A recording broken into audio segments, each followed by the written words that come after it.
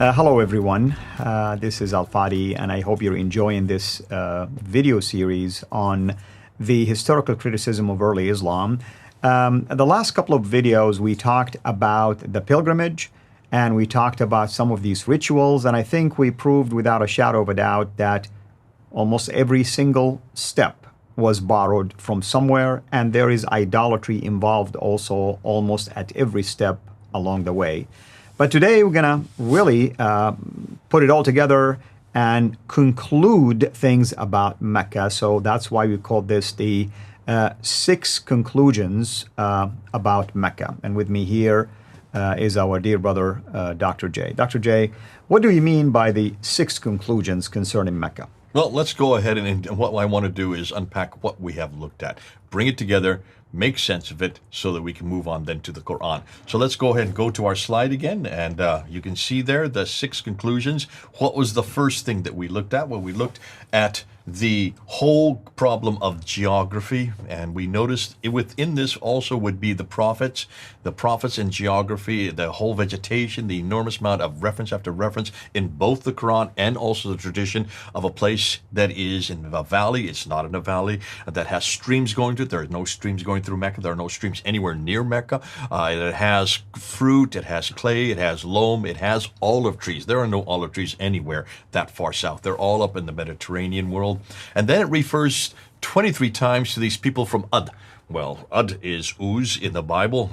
Where is Ud? It's way up in Nabatea. It's up near Petra. It talked 24 times about these people from Thamud. That is Nabateans. The Thamudians are the Nabateans, as we know it in the Bible. That's all around Jordan, 600 miles further north. And then 7 times it refers to these people from Midian that this prophet has contact with, daily contact with. You can't have daily contact with people that are 600 miles further north. Obviously, there's something wrong. That the geography that's in the Quran just does not make sense. And so Gibson brought this up, and he wrote a book on this, Quranic Geography. You can get it. You can buy it for $15 and PDF. You go up online and just put the Quranic Geography PDF and pay your $15 to get it. Read it. We then went into the maps, and this is the material that was brought up by Dr. Patricia Corona, who reads and writes 15 languages, and she did a whole study in Hagarism and then Meccan trade and the rise of Islam in 1987 when it was published, and she looked at these maps, and we showed map after map after map, which tried to cartograph what Ptolemy had said in the 2nd century. They put into map form in the 1400s, 1500s, and 1600s. And we showed that every one of these maps, there was one glaring thing that was missing, and that was Mecca. It was not on any of these maps. Ptolemy knew nothing about Mecca.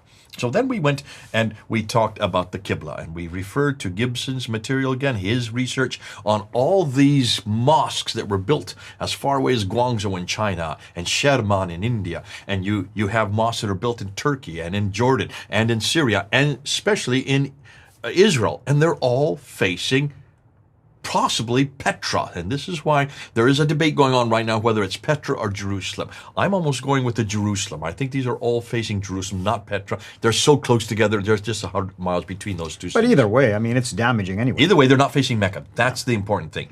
It's enormously damaging because Dr. David King, who is the world authority, disagreed with Gibson on this, and yet he could not come up with any response. We did a whole series, you and I, just shutting down and debunking David King, the man who had spent his whole life researching this and only went to one mosque to even look at it physically, did all the rest of his research in the libraries, reading 10th, 11th, and 12th medieval scholars who didn't themselves admitted they didn't know why these mosques the Qiblas were all hulta-pulta all over the place. He thought there were thousands of directions. Really, there's only 4 directions. And Gibson is the one that has solidified that, and we thank God for what Gibson has done. So we looked into that. But then we went into Patricia Crone's debunking of Montgomery Watt's trade route theory, the land route. You have to find some type of importance for Mecca. For it to be that important, for it to have that type of monopoly, there needs to be something that was there to give it that monopoly. And what Montgomery Watt said it had to do with the trade. The trade is what gave it its monopoly. And he said because of the shutdown of the Persian Gulf, the warring that was happening between the Sassanians and the Byzantines, they had to redirect the trade down to Aden, up to Najran, through Sana, then to Najran, and then to Taif, down to Mecca, up to then Yathrib to Tabuk, Khaybar, and then on up to Gaza in the north. That was that 1,250-mile trade route. And, of course, Montgomery Walk said that's why it was important. Patricia Crone comes around, looked at a map, says, you've got a problem. You have a detour to get down to Mecca. If you're up on a plateau, the Western Plateau, you have to go 3,000 feet down to get to Mecca, then come 3,000 feet back up again to get to Yathrib. From Taif down 3,000 feet, and then up 3,000 to Yathrib. That doesn't make sense, especially if you've got a city that has no water and has no vegetation. If there's no water, there are no people. If there's no vegetation, there are no people. If there are no people, there are no towns, there are no cities. There are no cities, there are no civilizations, there's no history. And with one fell swoop, she eradicated. Yeah, and it doesn't make sense to have camels basically walking on rocks. It just doesn't make sense. I mean, why not on the plains of the desert? I mean, of the desert that are up above the plateau. So that makes sense. And we show those topographical maps. Remember them? We show exactly, look at visually, see how far down Mecca is. Today, there's super highways that take you up and down. You don't even notice it. But not when there were camels. It would be a huge, arduous journey to go all the way down, all through the rocks, and then come all the way back up for no reason. There's nothing there. There's no history there. So we looked at the civilizations, and remember, we looked at all those civilizations that were all surrounding all over. Not one of these people in these civilizations heard about this place called Mecca. Yet they were all in the east and the west and the north and the south, almost a circle all around Mecca. None of them had heard of this place, and yet they were right next door. They were their neighbors. So that was curious. But Patricia Crone didn't go far enough. Remember, she said that the trade went up the Red Sea. That was the answer. It didn't go up the land route for a very good reason. If you have a sea lane there, it's so much cheaper to remain on sea. That made sense. So she showed, and she said it went up the Red Sea, but she didn't realize what part of the Red Sea. So we did our own research, the Sin Sifters, and we came up and realized that if you look at the channels, the ancient channels of where the boats went, you can see the map right there, those golden lines, that is where the old boats went. Not the red one, that's where the super tankers go today. The old ones that were pushed by wind, the sails and whatnot, they were on the left side. None of the channels are on the right side. Why are all the channels on the left side? Why would you say? Well, it appears that on the left side, there is more habitation, civilization, things that. And why is there more habitation and civilization? I'm sure there is water and other things. It all comes down to water. One simple word. Water. You got to have water. Why is it you have all the great civilizations in Mesopotamia? Mesopotamia means between the two rivers. Mm-hmm. That's why all the great civilizations. The Fertile Crescent. What makes it fertile? Water. Right. You have to have water. Where there is water, there is people. There is no water on the eastern side, on the eastern coast. If there's no water, there are no cities. If there's no cities, there are no people. If there are no people, there's no civilization. If there's no civilization, there's no Mecca. And so we threw out Mecca just by simply looking at maps and looking at history. And we looked at the 5 different cities along the western coast, starting with Agilis, coming all the way up through 2 in Eritrea, 1 in Sudan, and 2 in Egypt. And they're right there 1 day sailing distance from each other. That proved that this has been going on since the 3rd century BC. Mm-hmm. Nothing on the east coast showing that Mecca no longer was important. And then we ended off with the stages.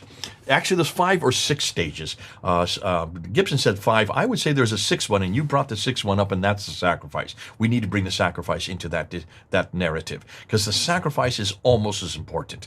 If you want to look and see where the antecedent to the sacrifice is, that's Abraham. You need to go to Judaism again. You need to go to Mount Moriah. You need to go to Jerusalem, because Mount Moriah is in Jerusalem. That's where the Temple Mount is, and that's where Abraham supposedly sacrificed. That's what most people think, that Abraham was going to sacrifice Isaac, not Ishmael. There is a huge talking point on that. But what really got me excited was the black stone, and where you admitted that you used to go that circumambulation 7 times, and you would make a 0 into that black stone so you could kiss it, so you could get your sins absolved.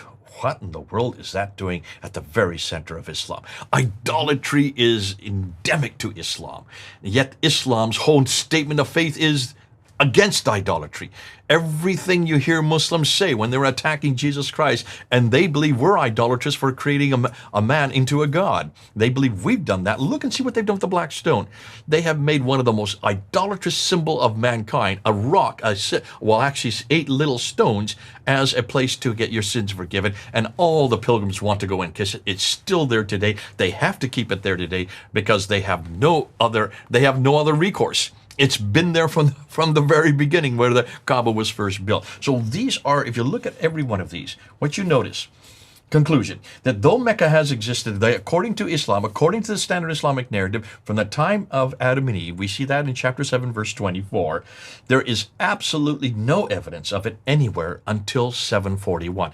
The city itself, there's no reference to it. It's not on any map. Actually, the first reference is 741. The first time it is even shown on a map is not till 900 AD. That's the 10th century.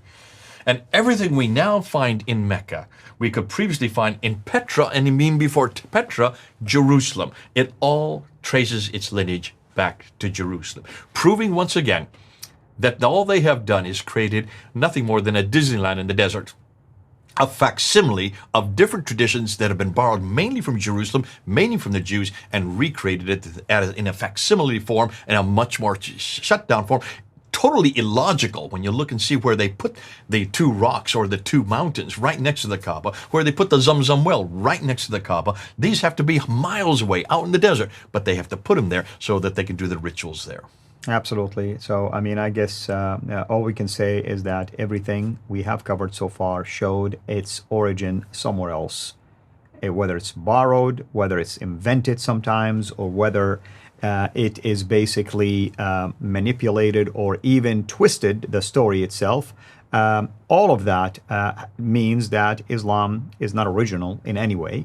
All it did, it just took parts and pieces from other places and just put it all together. That's why we're doing this for you. We're putting it all together to show you that that's what it's all about.